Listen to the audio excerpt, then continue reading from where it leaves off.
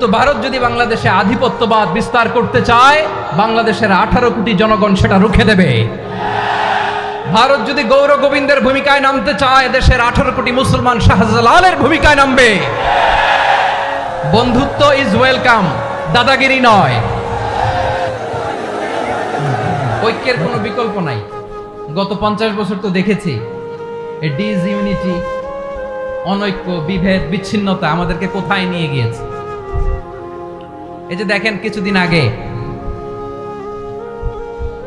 আমাদের বর্তমান নেতা ডক্টর ইউনূস, উনি সব রাজনৈতিক নেতৃবৃন্দদেরকে ডেকেছেন একটা ইস্যুকে কেন্দ্র করে। তার মানে গোটা বাংলাদেশ এক হয়ে গিয়েছে। আমরা সবাই উদ্বেলিত হয়েছি, উচ্ছ্বসিত হয়েছি, ঠিক কিনা বলেন? রাজনৈতিক নেতাদেরকে ডেকেছেন উনি, আমরা এক হয়েছি। এরপরে ধর্মীয় অঙ্গনের যে লিডাররা, বিভিন্ন ধর্মের, শুধু মুসলিম না, সবাইকে ডেকেছেন, আমরা ঐক্যবদ্ধ হয়েছি। এটাকে বলে ন্যাশনাল ইউনিটি, জাতীয় ঐক্য। যে কোনো ধরনের কনস্পাইরেসি, ষড়যন্ত্র, আধিপত্যবাদ মোকাবেলায় জাতীয় ঐক্যের চেয়ে মোক্ষম হাতিয়ার আর নাই। আমাদের একটা প্রতিবেশী দেশ আছে, আমরা আমাদের দেশ নিয়ে যত ভাবি, তারা তার চেয়ে বেশি ভাবে। কথা বুঝতেছেন না? আরো ভেঙে বলতে হবে। হ্যাঁ, আমরা আমাদের দেশ নিয়ে যত উদ্বিগ্ন, এদের আরো টেনশন বেশি। বলেন, আমাদের দেশে শান্তি আছে না নাই? আমরা হিন্দু মুসলিমে কখনো দাঙ্গা লাগে? আসতে বলেন, কেন লাগে? ওদের পূজা পার্বণে আমাদের মাদ্রাসার ছেলেরা যে পাহারা দেয়, চিল্লায় বলেন ঠিক কিনা? আমাদের তাফসির মাহফিলের সময় ওরা ডিস্টার্ব করে, ঢোল বাজায় না। ওদের পূজা পার্বণের সময় আমাদের তাফসির মাহফিলের ডেট হলে আমরা চেঞ্জ করে দেই। সুবহানাল্লাহ, কি সাম্প্রদায়িক সম্প্রীতির রোল মডেল। আর ওই বাংলাদেশের ব্যাপারে তারা অনেক ডিসইনফরমেশন ছড়াচ্ছিল। ভারতের অনেকগুলো গণমাধ্যম, আমি জেনারেলাইজ করব না, আমাদের প্রতিবেশী দেশের সব গণমাধ্যমকে আমি দোষ দিতে চাই না। অনেকগুলো গণমাধ্যম তারা ডিসইনফরমেশন শেয়ার করেছে। ডিসইনফরমেশন আর মিস ইনফরমেশনের পার্থক্য আছে। মিস ইনফরমেশন না জেনে ভুল বুঝে একটা মিথ্যা বা ভুল তথ্য ছড়িয়ে দেয়া, এটার ক্ষমা আছে, এটার কি আছে। আর ডিসইনফরমেশন মানে ইচ্ছা করে, প্ল্যান করে, ম্যাপ করে, ছক এঁকে মিথ্যা, গুজব, রটনা সোশ্যাল মিডিয়ায় ছড়ানো, এটার ক্ষমা আছে? আওয়াজ করে বলেন, ক্ষমা আছে? ভারতের কিছু গণমাধ্যম তাই করেছে। আমরা ব্যথিত হয়েছি, আমাদের হৃদয়ে রক্তক্ষরণ হয়েছে। আমাদের প্রতিবেশী দেশকে বলতে চাই, আমাদের দেশ নিয়ে আপনাদের ভাবার দরকার নাই। নিজের চরকায় তেল দেন, নিজের দেশ নিয়ে ভাবেন। গত মাসের ভয়েস অফ আমেরিকার রিপোর্ট, বাংলাদেশে সংখ্যালঘু জনগোষ্ঠী আগের চেয়ে বেশি নিরাপত্তা পাচ্ছে। Report voice of America, Muslim report নাকি? মুসলিম জরিপ, ভয়েস অফ আমেরিকা। কথা বুঝে নাই বোধহয়। ভয়েস অফ আমেরিকা কি আমাদের রিপোর্ট না? ভয়েস অফ আমেরিকার জরিপ, বাংলাদেশে সংখ্যালঘু জনগোষ্ঠী আগের চেয়ে ভালো নিরাপত্তা পাচ্ছে। শুধু এখানেই শেষ না, মাইক্রোসফটের একটা জরিপ শোনাই আপনাদেরকে। তারা সারা পৃথিবীতে গুজব, ভুয়া আর মিথ্যা নিউজ ছড়ানোতে কোন দেশ সেরা একটা রিপোর্ট করেছে। এর মধ্যে 1 নম্বরে এসেছে ভারতের নাম। মাইক্রোসফট তো মুসলমানরা চালায় না? কথা বোঝে নাই বোধহয়। প্রতিবেশী দেশকে বলবো, আপনারা নিজের চরকায় তেল দেন, আপনারাও শান্তিতে থাকেন, আমাদেরকেও শান্তিতে থাকতে দেন। সব চেঞ্জ করা যায়, প্রতিবেশী চেঞ্জ করা যায় না। আমাদের ল্যান্ড তাদের ল্যান্ড, পাশাপাশি। আমরা চাই তারাও সুখে থাক, আমরাও সুখে থাকি, ঠিক কিনা? কিন্তু প্রতিবেশী হলে বন্ধুত্বপূর্ণ আচরণ করতে হয়। প্রতিবেশী যদি বন্ধু না হয়ে প্রভু হতে চায়, এরকম দানব প্রতিবেশী কেউ চায় না। ভারত যদি বন্ধুত্ব উপহার দেয়, আমরাও বন্ধুত্ব দিব। কি বলেন?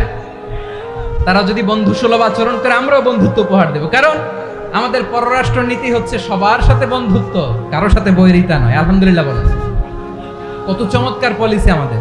আমরা নির্বিবাদী, আমরা বাংলাদেশিরা শান্তিকামী। We are proud of that. এজন্য আমরা গর্ববোধ করি। আমাদের পররাষ্ট্র নীতি সবার সাথে বন্ধুত্ব, কারোর সাথে শত্রুতা নয়। তাই প্রতিবেশী দেশকে বলবো, আমার ভাইয়েরা, আপনারাও আমাদের ভাই, বন্ধুত্ব দিলে বন্ধুত্ব পাবেন।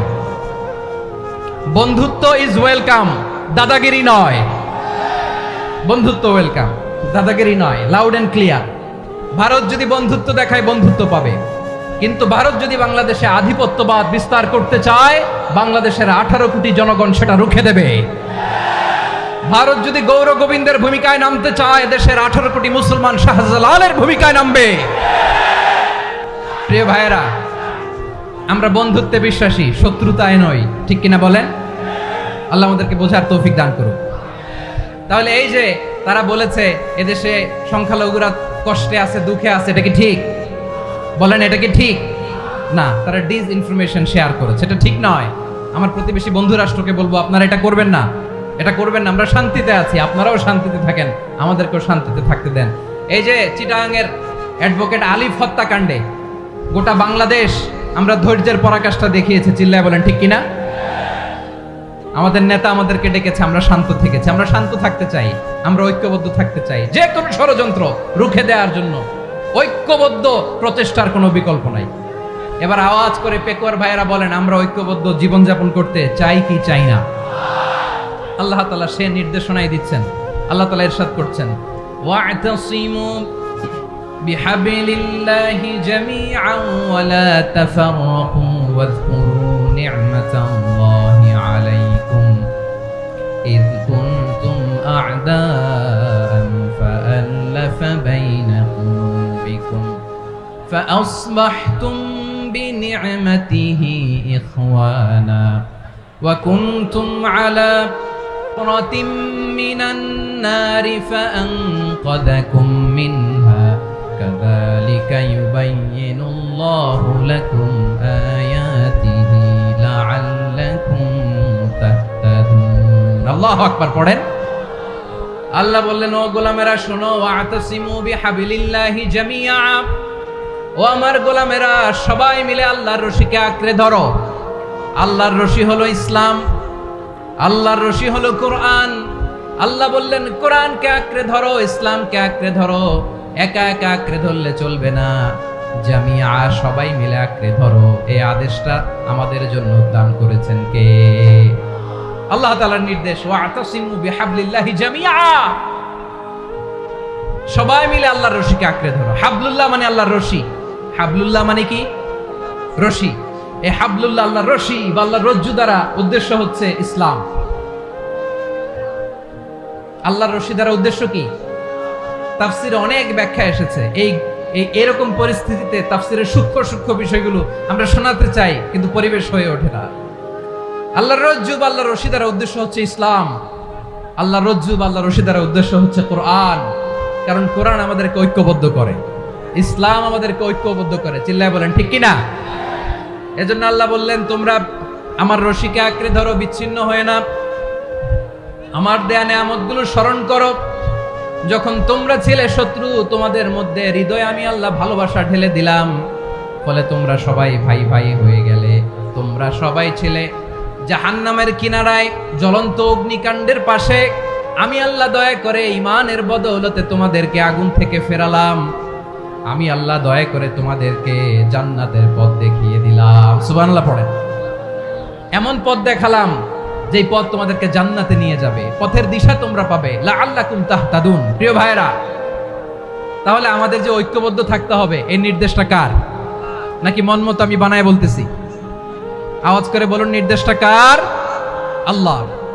তাহলে আমাদেরকে ঐক্যবদ্ধ জীবন যাপন করতে হবে। প্রিয় ভাইরা, ইসলাম আমাদেরকে ঐক্যবদ্ধ করে। ইসলাম আমাদেরকে কি করে? সংঘবদ্ধ করে, ঐক্যবদ্ধ করে। বিচ্ছিন্ন হওয়া যাবে না। বিরোধ, বিচ্ছিন্নতা, মতানৈক্য, এগুলো আমাদেরকে ধ্বংস করে, আমাদেরকে দুর্বল করে। আর আমাদের ঐক্যবদ্ধ প্রচেষ্টা আমাদেরকে বিজয়ের দিকে এক ধাপ এগিয়ে নেয়। চিল্লায় বলেন ঠিক কিনা? এজন্য আল্লাহ বললেন, ওয়া'তাসিমু বিহাবলিল্লাহি জামিআ, তোমরা আল্লাহর রশিকে আঁকড়ে ধরো, তোমরা ঐক্যবদ্ধ জীবন যাপন করো, তোমরা বিচ্ছিন্ন হয়েও না। বিচ্ছিন্ন হইলে লস, ঐক্যবদ্ধ হলে সেখানে কল্যাণ আছে না নাই?